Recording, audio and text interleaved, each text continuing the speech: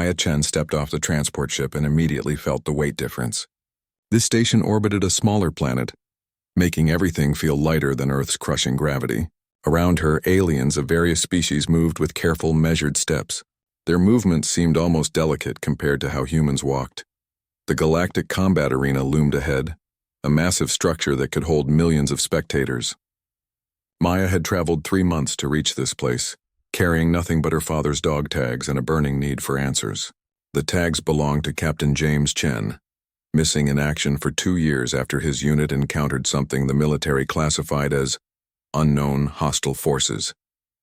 A tall, blue-skinned Zenthari approached her. His forearms moved in what Maya recognized as a greeting gesture from her research. "Human female, you seek entry to the combat trials?" "Yes," Maya replied, keeping her voice steady. "I want to compete." The alien's large eyes widened. "Forgive my confusion, but humans are classified as Deathworld species. Surely you understand the implications?" Maya knew exactly what he meant. Earth was considered a death world by galactic standards. The gravity, atmospheric pressure, radiation levels, and countless predators made it one of the most dangerous planets known to the galaxy. Humans who survived there were naturally stronger, faster, and more resilient than most other intelligent species. "I understand," she said. "I still want to compete." The Zenthari's secondary arms twitched nervously. "The combat trials are not mere sport, human. They are trials of survival. Many enter, few leave unchanged. Some do not leave at all. Then they're perfect for me." The registration process took hours. Maya filled out forms in 3 different languages, submitted to medical scans that made several technicians gasp at her bone density and muscle mass, and answered countless questions about her intentions. When asked why she wanted to compete, she simply said she was looking for someone. The medical officer, an insectoid Cathera with compound eyes, clicked its mandibles thoughtfully as it reviewed her scans. "Your physiology is remarkable, human. Your cardiovascular system operates at pressures that would kill most species. Your skeletal structure could withstand impacts that would shatter Zenthari bones. Is that a problem? Not for the trials, no, but other competitors may find it intimidating." Maya was assigned quarters in the competitor section of the station. The room was small but functional, with a bed that barely accommodated her height and a viewport showing the arena below. She pressed her palm against the cool metal wall and thought about her father's last transmission. The message had been brief and coded. Package delivered to the big house. Neighbors weren't friendly, looking for the back door. Military slang for a mission gone wrong, casualties taken, and searching for extraction. Then nothing for 2 years. Her research had led her here. Rumors of human soldiers being captured during deep space reconnaissance missions. Whispers of underground fighting circuits where powerful beings were forced to compete for the entertainment of wealthy aliens. The combat trials were legal, but Maya suspected they were connected to something darker. A chime at her door interrupted her thoughts. Outside stood a small, furry alien with large ears and nervous eyes. "I am Keeper Voss," it squeaked. "I will explain the trial rules." Voss led her through the station's lower levels, past shops selling exotic weapons and armor designed for dozens of different species. The Keeper explained that competitors could use any equipment they could afford or earn, but most chose to fight with their natural abilities. The trials consist of individual and group challenges, Voss continued, his voice growing more nervous as they walked. Combat, survival, puzzle-solving, endurance tests. The arena changes for each trial. Sometimes it is a jungle, sometimes a frozen wasteland, sometimes an urban environment with hidden dangers. They reached an observation deck overlooking the main arena floor. It was enormous, easily a mile across, with walls that could shift and reshape to create any environment imaginable. Currently, it was configured as a rocky desert with scattered cover and multiple levels. "How many competitors usually enter?" Maya asked. "This cycle, we have 47 beings from 32 different species. Most are professional fighters or soldiers seeking glory and prize money." Voss paused, studying her carefully. "You are the first human we have had in many cycles. What happened to the last one?" Voss's ears drooped. He excelled beyond all expectations. So much so that he was invited to participate in special exhibitions. We have not seen him since. Maya's heart raced. "What was his name?" "I cannot share such information. Competitor privacy is strictly maintained." That evening, Maya attended the mandatory orientation meeting. The other competitors were an impressive and intimidating group. Massive Corvan warriors with thick armor-like skin, agile Simithi with razor-sharp claws and lightning-fast reflexes, hulking Draconis with scales that could deflect most weapons. When Maya entered the room, conversation stopped. Every being turned to stare at the relatively small human female. She was tall by human standards at 6 feet, but tiny compared to most other species present. A scarred Corvan warrior approached her. "You are the Deathworlder?" His voice rumbled like distant thunder. "I'm from Earth, yes. I am Thok, champion of 7 trials. I have heard stories of your kind. Some say you are as dangerous as you are small. Some say a lot of things." Thok's laugh boomed through the room. "I like you, little Deathworlder. Try not to die too quickly tomorrow." The orientation covered safety protocols, emergency procedures, and medical facilities. Maya learned that while death was discouraged, it was not uncommon. Serious injury was expected. Competitors who could not continue would be eliminated and receive basic medical care before being released. After the meeting, Maya returned to her quarters and began her preparation routine. She stretched her muscles, meditated to center her mind, and reviewed everything she knew about the various alien species she would face. Her father had trained her well, years of martial arts, weapons training, and survival skills. He had always said that the most dangerous opponent was the one who looked harmless. Tomorrow she would put that theory to the test. As she lay in bed staring out at the stars, Maya thought about the clues that had led her here. Intercepted communications mentioning prime specimens and exclusive exhibitions. Financial records showing large payments to arena operators from anonymous sources. Most importantly, a partial transmission that had mentioned a human fighter called Ghost. Her father's call sign had been Ghost 6. Tomorrow the trials would begin. Maya would face opponents who were bigger, stronger, and more experienced than her, but they had never faced someone from a death world. They had never fought someone who grew up in Earth's crushing gravity, breathing Earth's harsh atmosphere, surviving in an environment that tried to kill its inhabitants every single day. Maya smiled as sleep finally claimed her. Let them underestimate the small human girl. It would make her job easier. The arena floor materialized around Maya as the transport platform lowered her into the competition zone. The rocky desert environment stretched in all directions, complete with jagged stone formations, hidden caves, and scattered metal debris that could serve as weapons or shelter. The artificial sun blazed overhead, though its heat felt mild compared to Earth's unfiltered solar radiation. 47 competitors had entered the first trial. Maya counted them as she surveyed the arena, noting their positions and apparent strategies. Most had clustered into small groups based on species alliances. The Corvan warriors formed a tight unit near the center. Several Simithi had already disappeared among the rocks, their natural camouflage making them nearly invisible. The rules were simple: survive for 1 hour, eliminate other competitors through combat, but killing was discouraged through point penalties. The last 20 competitors would advance to the next trial. Maya had expected something more complex, but she understood the brutal efficiency of the approach. A horn sounded, and chaos erupted across the arena. The Corvan warriors immediately charged toward the nearest group of competitors, their massive frames shaking the ground with each step. Maya watched Thok, the scarred champion, slam into a group of insectoid Cathara, sending them flying like scattered leaves. His technique was crude but devastatingly effective. Maya moved in the opposite direction, using the rocky terrain to mask her approach toward a lone Zenthari who had taken position on a high ledge. The alien held an energy weapon and was systematically targeting competitors below. She studied his firing pattern, noted the weapon's charge time, and planned her approach. The climb up the rock face would have been impossible for most species in this gravity, but Maya's earth-trained muscles barely strained against the effort. She moved silently, using handholds that would not support heavier beings. The Zenthari never looked down. When Maya crested the ledge behind him, the alien spun with surprising speed, bringing his weapon to bear. But Maya was already inside his guard, her hand striking his wrist with precisely calculated force. The weapon flew from his grasp as his arm went numb. "Impossible," he gasped. "You move too fast for a being your size." Maya said nothing as she applied a sleeper hold her father had taught her. The Zenthari struggled briefly before going limp. She lowered him gently to the ledge where he would be safe from other competitors, then claimed his energy weapon.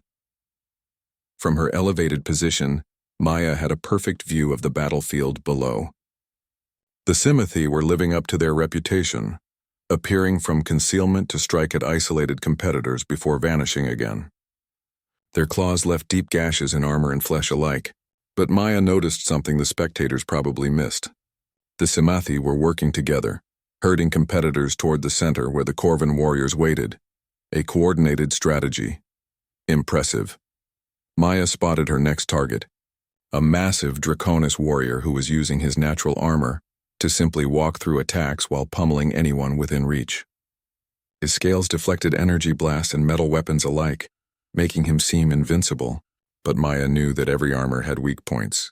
She leaped from the ledge, the lower gravity allowing her to cover distances that would have been suicide on Earth. The Draconis noticed her approach and swung a clawed fist that would have crushed her skull.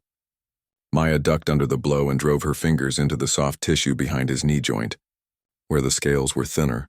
The giant warrior roared and stumbled, his leg temporarily paralyzed by the nerve strike. Maya rolled away as he crashed to the ground, then struck twice more at pressure points along his neck. The Draconis tried to grab her, but his movements became sluggish as the nerve strikes took effect. "Sleep well," Maya whispered as the giant's eyes rolled back. Around the arena, the sounds of combat were diminishing. Maya counted the remaining competitors. 31 still active, which meant 16 had been eliminated in just 20 minutes. The pace was accelerating as alliances shifted and desperation set in. A Simithi materialized behind her, claws extended for a killing strike. Maya twisted away, feeling the razor-sharp talons part the air where her head had been. She grabbed the alien's wrist and used his own momentum to flip him over her shoulder. The Simithi hit the ground hard but rolled to his feet with feline grace. "You fight well for a mammal," he hissed, his camouflage shifting to match the rocky ground. "Thank you," Maya replied, tracking his movement by the slight displacement of dust around his feet. The Simithi struck again, this time feinting with his left claw while the right swept toward her ribs. Maya caught both wrists and applied pressure to specific points her father had shown her. The alien's claws retracted involuntarily as his grip strength failed. "How?" he demanded. "Pressure points work on most species," Maya explained as she applied a sleeper hold. "You just have to know where to press." The crowd in the stands was growing louder. Maya could hear their excitement building as they watched the small human systematically defeat opponents twice her size. She had eliminated 5 competitors without taking a single hit, moving through the arena like a predator among prey. But she was not the only one adapting to the battlefield. The remaining Corvin warriors had noticed her success and were converging on her position. Thok led the group, his scarred face split by a fierce grin. "Impressive work, little Deathworlder," he called out as they surrounded her. "But the trial is not yet half finished, and we are still many." Maya counted quickly. 8 Corvin warriors, 3 Simithi still active in the area, and perhaps a dozen other competitors scattered across the arena. The math was not in her favor if they all coordinated against her. "I don't suppose you would consider a temporary alliance?" she asked. Thok's laugh boomed across the rocks. "Against you? Never. You have shown yourself to be the greatest threat in this arena. We would be fools to allow you to advance." The Corvin warriors charged as one, their massive forms moving with surprising coordination. Maya rolled aside as the first attacker's fist shattered the rock where she had been standing. She struck back at his elbow joint, hyperextending it with a sharp crack that sent him reeling. The second warrior's club whistled through the air toward her head. Maya ducked and swept his legs, sending him crashing into a third attacker. But there were still 5 more, and they were learning to compensate for her speed and reach advantage. A massive fist caught her shoulder, spinning her around and sending pain shooting down her arm. Maya rolled with the impact and came up running, using the rocky terrain to break line of sight with her pursuers. She needed to change the dynamic of the fight. The energy weapon she had claimed earlier was still functional. Maya checked its charge level and found it nearly full. The Zinthari had been conservative with his shots, which meant she had enough power for what she needed. Maya climbed to the highest point in her immediate area and took careful aim. The first energy blast caught a Corvin warrior in the back, dropping him instantly. The second shot scattered a group of Simithi who had been stalking other competitors. Now she had their attention. The remaining fighters in the arena began converging on her position. Some came as enemies, others perhaps hoping to ally with the dangerous human. Maya smiled as she watched them approach. Her father had always said that sometimes the best defense was to make yourself such a threat that everyone else had to respond to you. The timer showed 30 minutes remaining. 23 competitors left active. Maya checked her equipment, tested her injured shoulder, and prepared for the real fight to begin. In the stands above, she caught a glimpse of figures in expensive robes watching from a private box. One of them was speaking rapidly into a communication device, gesturing toward her position. Maya filed that observation away for later consideration. For now, she had a trial to win. Maya moved through the approaching crowd of competitors like water flowing around stones. The energy weapon in her hand spoke twice more, each shot precisely placed to disable rather than kill. A massive Bruthan warrior dropped as the energy pulse overloaded his nervous system. A swift Villani scout stumbled and fell as her shot disrupted his enhanced reflexes. But the weapon's charge was depleting rapidly, and Maya knew she could not rely on it much longer. She holstered it and drew the curved blade she had taken from the first Samathai, feeling its perfect balance in her hand. Thok reached her position first, his scarred face twisted with fury. "Enough games, Deathworlder." His massive club swept toward her in a crushing overhead strike. Maya sidestepped at the last instant, the club smashing into solid rock and sending fragments flying. She flowed around his extended arm and drove her blade into the joint where his shoulder armor had a gap. Thok roared in pain and rage, but the wound was not deep enough to disable him completely. 2 more Corvan warriors flanked her from both sides. Maya leaped straight up, using earth-trained leg muscles to reach a height that astonished the crowd. The warriors' attacks passed beneath her as she twisted in midair and landed behind them. Her blade found the nerve cluster at the base of the first warrior's neck. He dropped like a felled tree. The second warrior spun to face her, but Maya was already moving, her strike pattern flowing like a deadly dance her father had taught her. "Impossible," gasped a Zenthari observer in the stands. "She moves like liquid lightning." The remaining competitors had formed a loose circle around Maya, but none wanted to be the next to attack.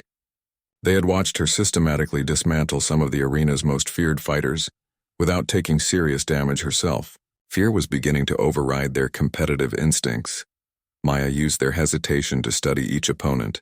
A Cathera engineer with cybernetic arm enhancements, 3 Samathi working in coordination, 2 remaining Corvan warriors besides the wounded Thok, a handful of other species she had not yet fought.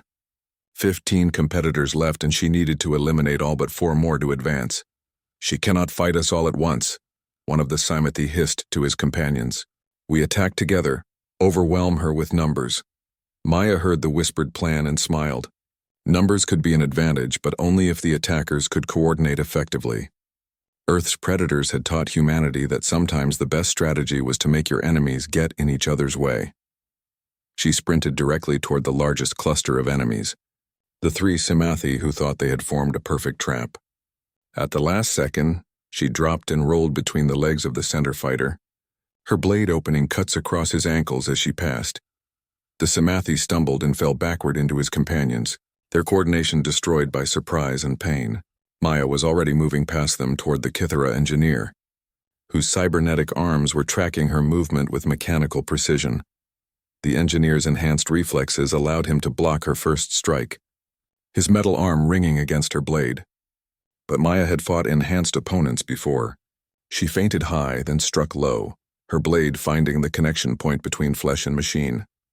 Sparks flew as the cybernetic arm malfunctioned, and the engineer cried out in pain as feedback surged through his nervous system. Maya's follow-up strike to his temple dropped him instantly. Behind her, the fallen Samathi were untangling themselves and preparing to attack again. Maya grabbed a handful of rock fragments and threw them with earth-trained accuracy. The stones struck nerve points and pressure clusters with enough force to stagger her pursuers. Thok was charging again, his wounded arm held against his side but his massive frame still capable of devastating damage. Maya waited until he was committed to his attack, then dropped low and swept his legs. The huge warrior's momentum carried him forward into a bone-crushing impact with the arena wall. The crowd was on its feet, their alien voices raised in excitement and disbelief. Never had they seen a single competitor dominate a field so completely. In the private viewing boxes, figures in expensive robes were speaking urgently into communication devices. Magnificent, breathed one observer. Absolutely magnificent. She fights like her predecessor, but with even greater skill. Maya caught that comment and felt her heart race. Predecessor. Someone else had fought like this before, someone human. She pressed her advantage, moving through the remaining competitors like a force of nature. Her blade work was surgical in its precision, each strike calculated to disable without causing permanent damage. A Draconis warrior fell to pressure point attacks. 2 more Simathi succumbed to holds that cut off blood flow to their brains. With 10 minutes left on the timer, only 8 competitors remained active in the arena. Maya stood in the center of a circle of unconscious or disabled opponents, her breathing steady despite the intense combat. Her father's training had prepared her for exactly this kind of sustained engagement, but she was not the only one still fighting. The remaining 7 competitors had learned from watching her technique and were approaching more cautiously. They spread out to deny her the advantage of mobility and began coordinating their attacks. A Vellani scout with enhanced speed darted in from her left while a Bruthan warrior approached from her right. Maya read their timing and threw her blade at the scout, the weapon spinning end over end to strike him in the center of his chest. The impact drove him backward and disrupted his enhanced reflexes long enough for Maya to close with the Bruthan. The warrior's massive fist whistled toward her head, but Maya caught his wrist and used leverage to redirect his own strength against him. The Bruthan found himself flying through the air to crash into 2 other competitors who had been moving to flank Maya. She retrieved her blade and assessed the remaining opponents. 3 Simathi who had learned to work together effectively, and 1 last Corvan warrior who was studying her with intelligent eyes. "You fight with honor, Deathworlder," the Corvan said, "but this trial must end, and only one of us can claim victory." "Actually," Maya replied, checking the timer, 20 advanced to the next round. "We could all advance if we stop fighting now." The Simathi exchanged glances. They had expected to eliminate the human through superior numbers, but she had turned that advantage against them repeatedly. The smart play would be to accept advancement and prepare for the next trial. But pride and the expectations of their species made retreat impossible. The 3 Simathi attacked in perfect coordination, their movements so synchronized they seemed like parts of a single organism. Maya had been waiting for exactly this kind of assault. She moved into the attack instead of away from it, disrupting their spacing and forcing them to adjust their technique on the fly. Her blade work became a blur of motion, parrying claws and redirecting strikes while she maneuvered the Simathi into positions where they blocked each other's attacks. Within seconds, all 3 were unconscious on the arena floor. The lone Corvan warrior raised his hands in surrender. "I yield, Deathworlder. You have earned this victory." Maya nodded respectfully and lowered her blade. The timer showed 3 minutes remaining, but the first trial was effectively over. She had eliminated 39 of 47 competitors in 57 minutes. The crowd erupted in a roar that shook the arena walls. In the private boxes, robed figures leaned forward with intense interest. One of them spoke into a communication device with barely controlled excitement. "Contact the special exhibition organizers immediately. We have found our next featured performer." Maya heard nothing of this conversation, but she felt the weight of many eyes upon her as medical teams moved onto the arena floor to treat the unconscious competitors. She had advanced to the next trial, but more importantly, she had sent a message to whoever was watching. The small human from the death world was not prey. She was a predator, and she was looking for something specific. As she walked toward the competitor exit, Maya noticed Keeper Voss waiting for her with an expression of nervous excitement. The small alien's ears were twitching rapidly as he approached. "Most impressive performance," Voss squeaked. "The exhibition organizers have expressed interest in meeting with you privately." Maya's heart jumped, but she kept her expression neutral. "What kind of exhibition?" "Special events for very exclusive audiences. The compensation is extraordinary and the competition is unique." Exactly what she had hoped to hear. Maya nodded slowly. "I would be interested in learning more." Voss's ears drooped with what might have been sympathy. "I hope you understand what you are agreeing to, human. These exhibitions are not like the trials. They are something else entirely." "I understand," Maya replied, thinking of her father's dog tags in her pocket. "Sometimes we have to go to dark places to find what we're looking for." The private meeting took place in a section of the station Maya had not seen before. Keeper Voss led her through corridors lined with expensive art and guarded by security personnel whose species she did not recognize. Their weapons were clearly not standard arena equipment, and their eyes tracked her movement with professional wariness. The conference room overlooked the main arena floor, where maintenance crews were preparing for the next trial. Through the transparent walls, Maya could see elaborate mechanical structures rising from hidden compartments, transforming the simple desert into a complex urban environment. 3 figures waited for her inside the room. The first was clearly wealthy, his robes embedded with precious metals and energy cells that pulsed with soft light. The second wore military-style armor marked with symbols Maya did not recognize. The third kept his face hidden behind a mask, but his posture suggested either injury or cybernetic enhancement. "Please sit," the wealthy one said, gesturing to a chair designed for human proportions. "I am Administrator Kex. These are my associates, Commander Veith and Facilitator Null." Maya remained standing. "Keeper Voss mentioned special exhibitions. What exactly are you offering?"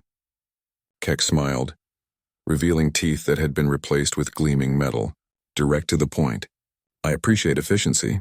We represent certain interests that organize exclusive entertainment events for very selective audiences.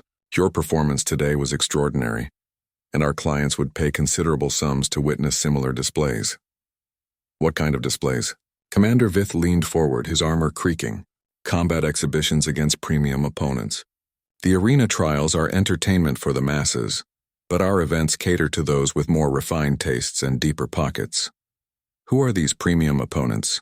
The masked figure, Facilitator Null, spoke for the first time.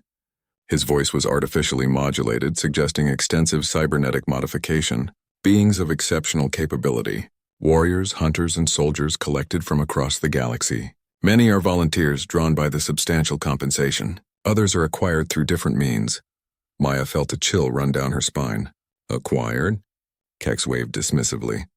"Details of recruitment are not your concern. What matters is that you would face the finest fighters the galaxy has to offer, in environments designed to showcase your abilities to their fullest extent. And if I refuse, then you continue in the standard trials, win or lose based on your own merits, and receive whatever prize money the arena offers successful competitors." Kex's smile widened. "But such compensation pales compared to what we offer. A single exhibition could earn you more than most beings see in a lifetime." Maya pretended to consider the offer while studying the 3 figures carefully. Kex was clearly the business side of the operation, focused on profit and presentation. Commander Veith had the bearing of a military professional, probably responsible for logistics and security. Facilitator Null was harder to read, but his modified voice and hidden features suggested someone who operated in shadows. "I need time to think about this," she said finally. "Of course," Kex agreed, "but do not take too long. Our next exhibition is scheduled soon, and our client has specifically requested a human participant after seeing your performance today." Maya left the meeting with her mind racing. The exhibition organizers were exactly what she had hoped to find, but they were also clearly more dangerous than she had anticipated. The mention of fighters being acquired through different means suggested kidnapping or worse. Back in her quarters, she activated the small communication device hidden in her personal effects. It was military hardware, designed to look like a standard civilian unit but capable of encrypted transmission across vast distances. "Control. This is Shadow 7, she whispered into the device. "Shadow 7, this is Control. Report status. I have made contact with the primary target. They are interested in recruitment. As anticipated. Proceeding to next phase. Understood. Be advised that intelligence has confirmed at least 3 missing human soldiers are being held at your location. Exercise extreme caution." Maya's heart pounded. 3 soldiers, possibly including her father. "Any identification on the missing personnel?" "Negative. Deep cover protocols in effect. Shadow 7, you are authorized to proceed, but remember your extraction window is limited." The communication ended, leaving Maya alone with her thoughts. She was not just a daughter looking for her father anymore. She was an active military operative on a rescue mission, and the stakes had just become much higher. The next morning brought the second trial. Maya arrived at the arena to find the environment completely transformed. The rocky desert had been replaced by a sprawling urban maze, complete with buildings, vehicles, and countless hiding places. Holographic civilians moved through the streets, creating a complex environment where distinguishing real threats from illusions would be crucial. 20 competitors had advanced from the first trial. Maya recognized most of them as the survivors who had been smart enough to stop fighting when the numbers made advancement certain. A few bore visible injuries from their encounters with her, but all seemed determined to prove themselves in this new challenge. Keeper Voss explained the rules. This trial tests tactical thinking and adaptability. The urban environment contains objectives you must secure while avoiding elimination by your opponents. Weapons and equipment are available throughout the arena, but you must find and claim them. The trial ends when 10 competitors remain or when 2 hours have elapsed. Maya studied the arena layout from the starting platform. The urban environment was impressively detailed, with multiple levels, underground passages and rooftops that could provide strategic advantages. She noted the placement of obvious weapon caches and equipment stations, but her father's training had taught her to look for the resources that others might miss. The horn sounded, and competitors scattered in all directions. Most headed directly for the obvious equipment caches, creating bottlenecks where fighting was certain to occur. Maya chose a different approach, descending into the underground passages that most others ignored. The tunnels were dark and cramped, forcing larger species to move awkwardly, while giving Maya's human proportions a significant advantage. She found what she was looking for in a maintenance section that most competitors would never think to explore. A cache of specialized equipment designed for technical personnel. Among the tools and repair devices, Maya discovered items that could be repurposed as weapons or tactical gear. A plasma cutter could slice through armor. Electromagnetic disruptors could disable cybernetic enhancements. Environmental suits could provide protection against various threats. She emerged from the tunnels equipped for urban warfare. But more importantly, she had a plan, above ground. The other competitors were already engaged in fierce combat around the primary weapon caches. Maya could hear energy weapons discharging, the crash of hand-to-hand combat, and the roars of wounded or enraged fighters. Several competitors had already been eliminated, their unconscious forms being collected by medical teams. Maya avoided the main conflict zones and instead began systematically claiming secondary objectives scattered throughout the arena. Each objective secured added points to her score and provided additional equipment or information about enemy positions. While other competitors fought over the obvious prizes, she was accumulating strategic advantages. Her first encounter came when she surprised a Simitai scout who was stalking other competitors from a rooftop position. The alien's camouflage was perfect against most visual detection, but Maya had learned to track opponents by other means. The slight distortion of air currents, the faint sound of breathing, the subtle displacement of dust particles. She struck from behind, her improvised weapon disrupting the Simathi's nervous system with an electromagnetic pulse. He dropped silently, his camouflage flickering and failing as his biological systems shut down temporarily. From his position, Maya had a perfect view of the battlefield below. 2 major engagements were underway, with competitors divided into rough factions based on species alliances. The Corvin warriors were holding a fortified position around a major weapons cache. A mixed group of other species was attempting to coordinate an assault against them. Maya smiled as she recognized the tactical situation. Her father had taught her that sometimes the best way to win a battle was to let your enemies defeat each other first. She settled into position and began systematically eliminating isolated competitors with carefully placed shots from the plasma cutter. Each target was chosen for maximum tactical impact, disrupting enemy formations and creating confusion about where the attacks were coming from. The remaining competitors began to realize that someone was picking them off from an unknown position. They started looking for cover, grouping together for mutual protection and generally becoming more defensive, exactly what Maya wanted. With 30 minutes remaining in the trial, only 12 competitors were still active. Maya had eliminated 8 enemies without being detected, while the other survivors were exhausted from their prolonged battles against each other. It was time to make her final move. Maya descended from her overwatch position like a shadow given form. The remaining 11 competitors had clustered into 2 groups, each holding strategic positions while warily watching for the unknown sniper, who had been systematically eliminating their numbers.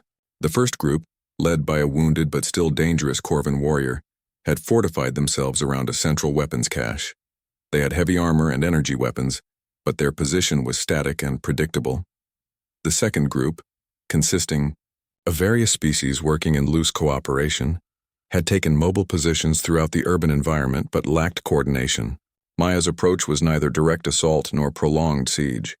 Instead, she implemented a strategy her father had called cascade failure, where small actions create increasingly large consequences until the entire enemy structure collapsed. She began with the mobile group's communication network. Using the electromagnetic disruptor she had acquired from the maintenance cache, Maya systematically disabled the small communication devices that allowed the scattered competitors to coordinate their movements. Within minutes, they were operating blind, unable to warn each other of threats or coordinate responses. Her first target was a Zinthari engineer, who had positioned himself to provide technical support to his allies. Maya approached through the building's ventilation system, her Earth-trained flexibility allowing her to navigate spaces that would be impossible for larger beings. She struck with the plasma cutter, the brief energy discharge overloading his equipment and leaving him unconscious. The engineer's elimination created a gap in the mobile group's sensor network. Maya exploited this weakness immediately, moving through the blind spot to reach a Samathi hunter who was stalking the fortified position. The hunter's camouflage was useless against someone who was already inside his concealment range. 2 quick strikes with pressure point techniques left the Samathi unconscious, without any sound that might alert his remaining allies. Maya claimed his energy weapon and checked its charge level. Nearly full, and perfectly suited for her next objective. The mobile group's leader was a scarred Villani veteran who had clearly survived many combats through intelligence and caution. He had positioned himself in a building with multiple escape routes and excellent sightlines across the battlefield, but his caution became a weakness when Maya simply walked through the front door. The Villani spun toward her, his enhanced reflexes allowing him to bring his weapon to bear with impressive speed. But Maya was already moving, her approach calculated to use his own position against him. She dove behind a piece of debris as his energy blast scorched the air where she had been standing. "Impossible," the Villani muttered. "You are the ghost sniper. How did you get inside my perimeter?" "By not being where you expected me to be," Maya replied, using the plasma cutter to slice through the support beam holding up his elevated position. The veteran warrior found himself falling through collapsing debris, his careful positioning destroyed in seconds. Maya was waiting when he hit the ground, her strikes precise and calculated to disable without causing permanent injury. Another opponent eliminated. With the mobile group reduced to scattered individuals who could not communicate effectively, Maya turned her attention to the fortified position. The 3 remaining Corvan warriors had excellent defensive positions and heavy weapons, but they had made a crucial mistake. They had assumed the threat would come from outside their perimeter. Maya entered their position through the underground tunnels, emerging inside their fortified area before they realized their defenses had been breached. The first warrior fell to an electromagnetic pulse that overloaded his armor's power systems. The second managed to turn toward her before succumbing to pressure point strikes that shut down his nervous system. The last Corvan, the wounded veteran from earlier trials, proved more challenging. His injuries had made him desperate, and desperate opponents were always dangerous. He fought with the fury of someone who had nothing left to lose, his massive fists creating craters in the arena floor where they struck. But desperation was not enough against preparation and skill. Maya used his rage against him, allowing his wild attacks to exhaust his already injured body, while she struck precisely at nerve clusters and pressure points. Within minutes, he joined his companions in unconsciousness. The arena fell silent except for the hum of machinery and the distant sound of cheering from the crowd. Maya stood alone among unconscious opponents, the sole active competitor remaining in the trial. She had eliminated all 19 other competitors in less than 90 minutes. In the viewing boxes, Administrator Kex leaned forward with intense interest. "Magnificent," he breathed. "She is even better than the reports suggested." Commander Veith nodded grimly. "Her tactical awareness is exceptional. She approached the trial as a military operation rather than a sporting competition." Facilitator Null said nothing, but his masked head tilted slightly as he observed Maya's calm demeanor in the aftermath of total victory. She showed none of the exhaustion or emotional reaction that most fighters displayed after such intense combat. Medical teams flooded onto the arena floor to attend to the unconscious competitors. Maya cooperated fully with the post-trial procedures, submitting to medical scans and answering questions about her techniques. She maintained the appearance of a skilled but essentially normal competitor, hiding the military training and planning that had made her victory possible. Keeper Voss approached her with an expression of nervous excitement. "The exhibition organizers wish to meet with you again," he said quietly. "They have a specific proposal." Maya nodded, though internally her heart raced. The next phase of her mission was beginning. The second meeting took place in a different location, deeper within the station's restricted areas. Maya noticed additional security measures and more sophisticated surveillance equipment. Whatever the exhibition organizers were planning, they were taking no chances with security. Administrator Kex greeted her with obvious satisfaction. "Your performance exceeded all expectations," he said. "Our client is extremely interested in arranging an immediate exhibition match." "What kind of match?" Commander Vythe activated a holographic display showing a small, isolated arena. "Single combat against a premium opponent. The environment will be neutral, with no advantages for either fighter. Victory conditions are simple, last being standing." "Who is the opponent?" Facilitator Null's modulated voice carried a note of anticipation. "A human soldier, one of the finest warriors we have ever acquired. Your victory against him would be worth a considerable sum to our client." Maya kept her expression neutral while her mind raced. A human soldier. One of the missing personnel she was here to rescue. But approaching this as a rescue operation would expose her true mission and likely result in failure. When would this exhibition take place? "Tonight," Kex replied. "Our client is eager to see this particular matchup, and time is a factor in the arrangement." "What are the terms?" "Winner receives substantial compensation and advancement to our premier exhibition circuit. Loser." Kex paused meaningfully. "Well, losers rarely remain in our employ." The threat was clear but not unexpected. Maya nodded slowly. "I accept." "Excellent," Kex said. "You will be transported to the exhibition facility within the hour. I suggest you prepare yourself mentally for a difficult fight. Your opponent has never been defeated in single combat." As Maya left the meeting, her mind was already working on tactical problems. She needed to find a way to identify and communicate with the captured human soldier without revealing her true mission. She needed to arrange an extraction for any prisoners she found, and she needed to do all of this while maintaining her cover and avoiding the sophisticated security measures the exhibition organizers had in place. Most challenging of all, she might have to fight another human soldier who had no way of knowing she was there to rescue him. A soldier who had been trained by the same military that had trained her, who would be fighting for his life against what he would see as another alien-controlled opponent. Maya returned to her quarters and began final preparations. She checked her concealed communication device, reviewed the station's layout data she had been collecting, and mentally rehearsed the extraction procedures she had memorized before beginning this mission. In a few hours, she would either take the next step toward rescuing the missing soldiers, or she would join them as a prisoner in the exhibition organizers' collection of premium fighters. Maya thought of her father's dog tags in her pocket and steeled herself for what was to come. She had not traveled across the galaxy and fought her way through the combat trials just to fail now.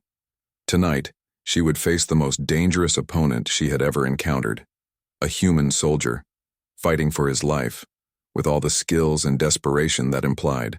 She could hardly wait.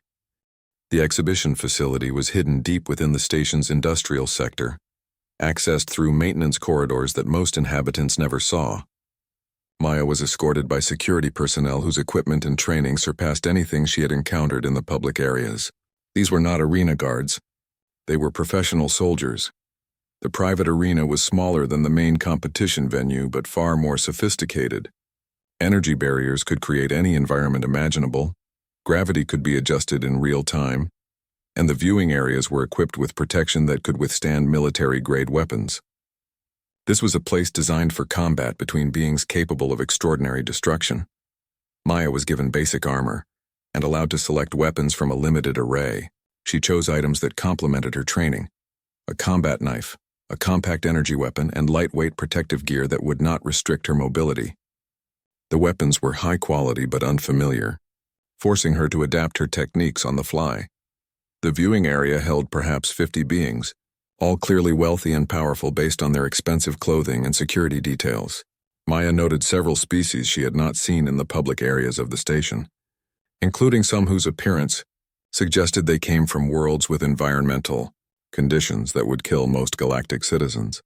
In the center of the viewing area sat a figure whose presence dominated the room despite being smaller than many of the other spectators. Ancient beyond measure, with cybernetic enhancements that seemed to pulse with their own life, this being radiated an aura of power that made even the guards nervous. "Ladies, gentlemen, and distinguished entities," Administrator Kex announced, "tonight we present a truly exceptional exhibition. 2 products of the notorious Deathworld Earth, meeting in single combat for your entertainment."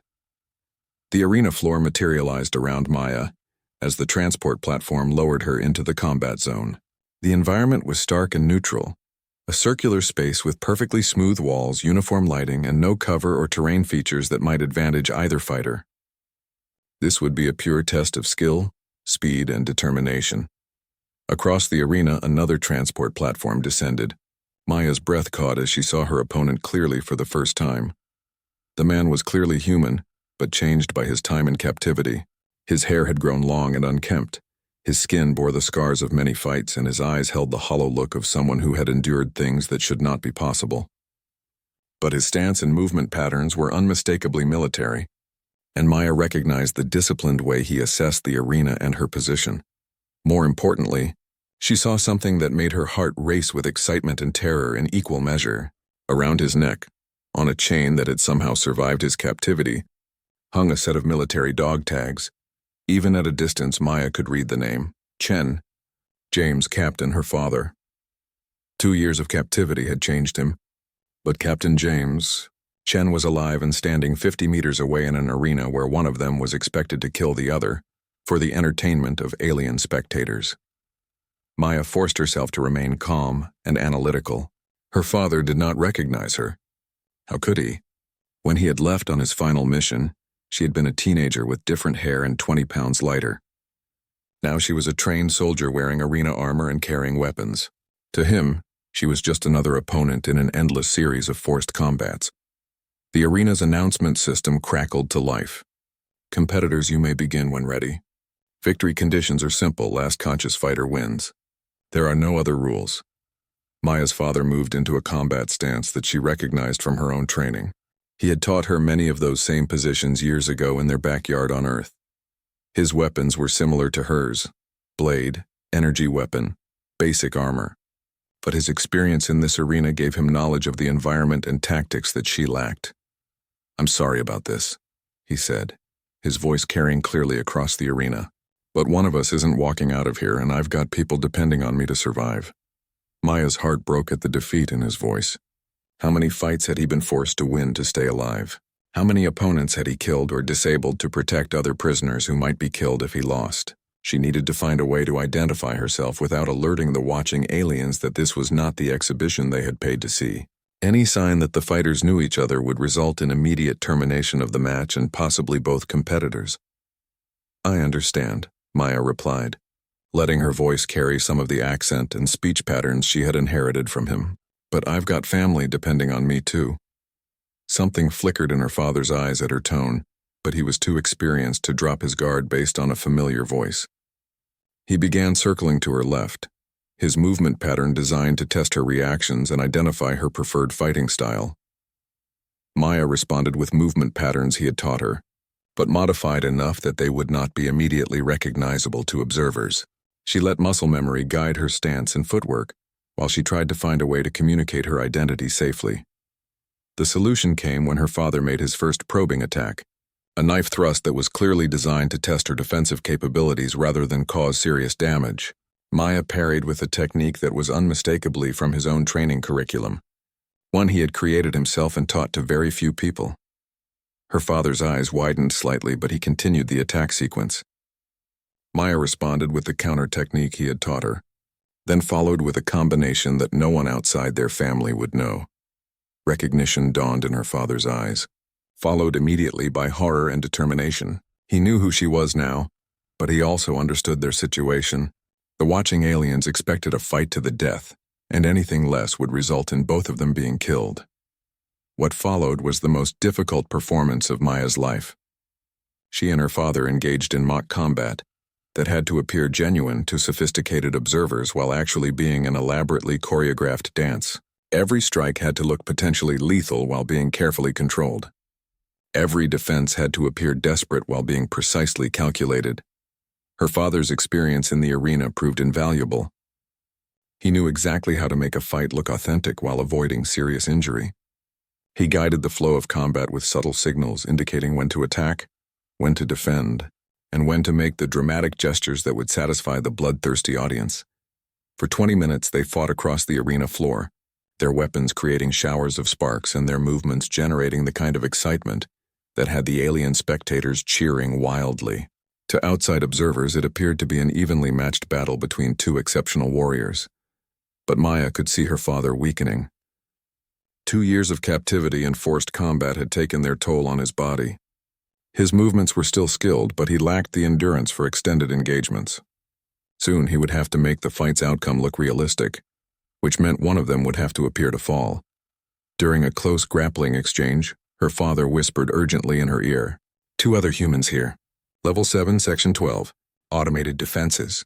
Extraction impossible without outside help." Maya nodded imperceptibly and whispered back, "Help is coming." "Extraction planned. Can you last 3 more days?" "Maybe. Depends on what they make me fight next." The grapple ended with both fighters throwing each other backward, creating dramatic separation for the audience. Maya could see that some of the spectators were growing restless, expecting a conclusion to the match. Her father made the decision for both of them. During their next exchange, he allowed her strike to connect with his temple, the impact carefully controlled but appearing devastating. He collapsed dramatically, his body going limp in a way that suggested unconsciousness rather than death. Maya stood over her fallen father, breathing heavily and projecting the appropriate mixture of victory and exhaustion. The alien audience erupted in appreciation, clearly satisfied with the entertainment they had received. "Magnificent," Administrator Kex announced. "The exhibition concludes with our newest champion victorious. The defeated warrior fought with honor and will be retired from active competition." Maya felt a chill at those words. Retired probably meant execution. She had won the right to advance to higher levels of competition, but her father would be disposed of as damaged goods. Medical teams entered the arena to collect the unconscious fighters. Maya allowed herself to be escorted to a recovery area while keeping track of where they were taking her father. The facility's layout was becoming clearer in her mind, and she was already formulating plans for the rescue operation that would have to happen soon. In the recovery area, Administrator Kex waited with obvious satisfaction. "Exceptional performance," he said. "Our client was extremely pleased with the exhibition. You have earned advancement to our premier circuit, where the compensation and competition are both substantially greater." "What happens to the other fighter?" "Retired competitors are processed according to standard protocols. You need not concern yourself with such matters." Maya nodded, though internally she was calculating the timing for a rescue attempt. She had perhaps hours before her father and the other prisoners were killed, or moved to a location where rescue would be impossible. "When is my next exhibition?" "Soon," Kex replied. "But first, we have an offer that may interest you. Our client wishes to acquire you for exclusive exhibitions, with compensation that would make you wealthy beyond measure." Maya felt the trap closing around her, but she also saw opportunity. If she could get closer to the organization's leadership, she might be able to identify all the prisoners and plan a comprehensive rescue operation. "I'm listening," she said. Administrator Keck smiled. "Excellent. The arrangement would require relocation to a more secure facility, but the opportunities for advancement are limitless."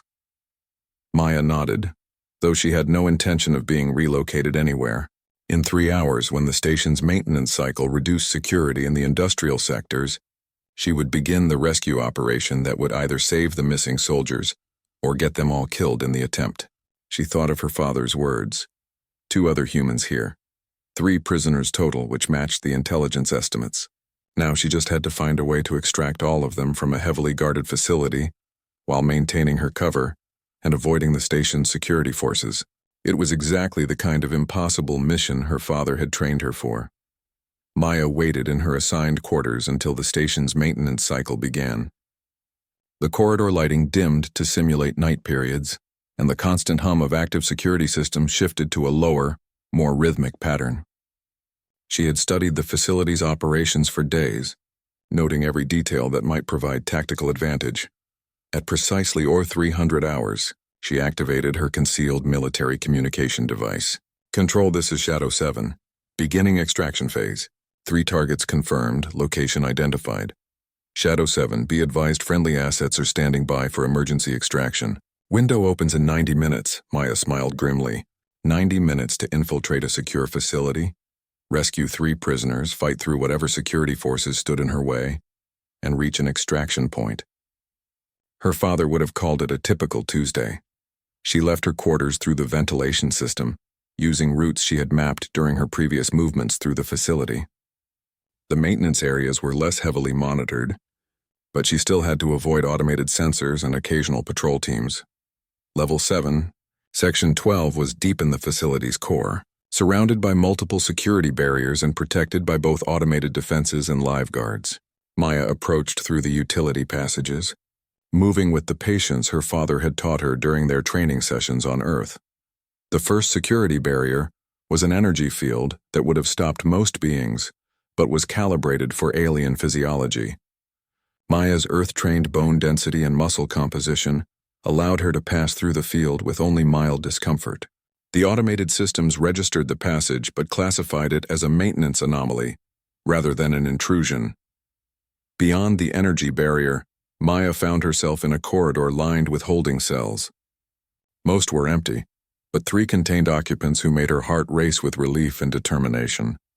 Her father was in the first cell, unconscious but breathing steadily. The medical treatment he had received after their exhibition match was basic, but adequate. Maya could see monitoring equipment attached to his body, probably tracking his vital signs for the facility's records. The second cell held a woman Maya recognized from military files, Lieutenant Sarah Rodriguez, missing for 18 months during a reconnaissance mission near the Galactic Rim. She was awake and alert, her eyes tracking Maya's movement with the wariness of a soldier who had learned to expect threats from every direction. The third cell contained Sergeant Michael Torres, a Special Forces operator who had vanished during a classified mission 8 months ago. He appeared to be sleeping, but Maya could see the tension in his posture that suggested he was feigning unconsciousness while assessing the situation. Maya approached Rodriguez's cell first, using hand signals to identify herself as a friendly operative. The lieutenant's eyes widened with surprise and hope, but she maintained operational discipline and made no sound that might alert security systems. The cell locks were sophisticated but not beyond Maya's capabilities. The electromagnetic disruptor she had acquired during the trials proved useful once again, overloading the lock mechanisms without triggering alarms. Within minutes, all 3 prisoners were free. "Who are you?" Rodriguez whispered as Maya helped her father to his feet. "Major Maya Chen, Military Intelligence. I'm here to take you home." Her father's eyes focused on her with difficulty, the medical sedative still affecting his coordination. "Maya, but you're supposed to be safe on Earth." "Things change, Dad. Can you walk?" "I can manage." His voice was stronger now, soldier's discipline overriding physical weakness. Sergeant Torres was already moving, his Special Forces training evident in the way he assessed their surroundings and positioned himself to cover their withdrawal. "What's the extraction plan, Major?" "Emergency pickup in 70 minutes, loading Bay 3 in the civilian section." "We need to move fast and quiet." Maya led them through the utility passages, but their progress was slower than she had hoped. Months of captivity had weakened her father and Rodriguez, while Torres was nursing injuries from recent fights. The facility's layout also proved more complex than her reconnaissance had suggested. They were halfway to the civilian section when the alarms began sounding. "Escape. Attempt detected in secure holding area," announced the facility's automated systems. "All security personnel report to assigned stations. Lockdown protocols now in effect." Heavy blast doors slammed shut throughout the facility, cutting off several of their planned escape routes. Emergency lighting bathed everything in harsh red, and the sound of armed security teams moving through nearby corridors grew closer. Options? Torres asked, checking the charge on an energy weapon he had taken from a disabled security station. Maya consulted the facility map she had memorized. Primary route is blocked. We can try the industrial section, but it's heavily patrolled, or we can go through the main arena complex. The arena's public access, Rodriguez pointed out. Too many witnesses. Not during maintenance cycles, Maya replied. And I have an idea. She led them toward the arena complex, using maintenance passages and emergency routes that bypassed the main security checkpoints. But their luck ran out when they encountered a security patrol team in a corridor junction. The firefight was brief but intense. Maya's combat training proved decisive, allowing her to eliminate 3 guards before they could raise an alarm. Torres and Rodriguez provided covering fire while her father, despite his weakened condition, demonstrated that his tactical skills remained sharp. More teams incoming, Torres reported, monitoring security communications on a captured device. They know our general location. Maya made a command decision. Dad Rodriguez, continue toward the extraction point through maintenance route 7. Torres and I will create a distraction. Negative, her father said firmly. We stick together. That's an order, Captain, Maya replied, using his military rank to emphasize the necessity of the decision. Someone needs to reach the extraction point and coordinate with our pickup. I'm the expendable one here. Her father's expression showed the conflict between his paternal instincts and his military training. Training 1. Understood, Major. Don't do anything stupid. Maya and Torres moved toward the main arena complex while the other 2 continued toward the extraction point. The arena was empty during the maintenance cycle, its massive spaces echoing with the sound of automated systems performing routine upkeep. What's the plan? Torres asked as they reached the arena floor. We make ourselves impossible to ignore, Maya replied, activating the arena's emergency systems. Alarms began sounding throughout the public sections of the station as the arena's safety protocols engaged. Automated announcements informed civilians of a potential emergency, and evacuation procedures began. Within minutes, the station's security forces were overwhelmed with reports of civilian panic and demands for information from station administrators. Maya and Torres used the chaos to fight a running battle through the arena complex, appearing in multiple locations to create the impression that a much larger force was attacking the facility. Their hit-and-run tactics kept security forces off balance while drawing attention away from the real extraction route. But time was running out. Maya's communication device crackled with an urgent message from Control. Shadow 7. Extraction window closing in 15 minutes. Confirm status of all packages. 2 packages en route to pickup point, Maya replied. 2 packages still in facility proceeding to extraction. She and Torres fought their way toward the civilian section, leaving a trail of disabled security personnel and damaged equipment. The station's defenders were clearly unprepared for opponents with human levels of physical capability and military training. They reached Loading Bay 3 with minutes to spare, finding Maya's father and Rodriguez already positioned for pickup. A sleek military transport was approaching the station, its stealth systems rendering it nearly invisible to sensors. All packages accounted for, Maya reported to Control, ready for extraction. The transport's docking systems engaged with the loading bay, and armed soldiers in full combat gear secured the area. Maya felt overwhelming relief as she saw the familiar uniforms and insignia of her own military unit. Major Chen, called the transport's commander. Outstanding work. We'll have you all home within the week. As they boarded the transport, Maya looked back at the station that had been their prison and battleground. Somewhere in those corridors, Administrator Kex and his associates were probably trying to understand how their perfect security had been so thoroughly compromised. Her father settled into a seat beside her as the transport accelerated away from the station. I'm proud of you, he said quietly. But I'm also terrified by what you've become. Maya thought about the combat trials, the exhibition matches, and the rescue operation that had brought her here. I became what I needed to become to bring you home. And what happens now? Maya considered the question as she watched the stars streak past the transport's viewports. The exhibition organizers were still operating, still capturing soldiers and forcing them to fight for alien entertainment. Other human personnel were probably imprisoned at facilities throughout the galaxy. Now we make sure this never happens to anyone else, she said. Her father nodded slowly. I suppose you'll need someone with experience in deep space operations and unconventional warfare. Are you volunteering for another mission, Captain? Someone has to keep you out of trouble, Major. Maya smiled as the transport jumped to faster than light speed, carrying them toward home, and the next phase of a war that most humans didn't even know was being fought. The galaxy had learned what happened when humans were pushed too far. The Deathworlder girl had claimed 8 in the first hour. By the next, the arena stood empty, and 3 soldiers were going home. But Maya suspected this was only the beginning of a much larger story.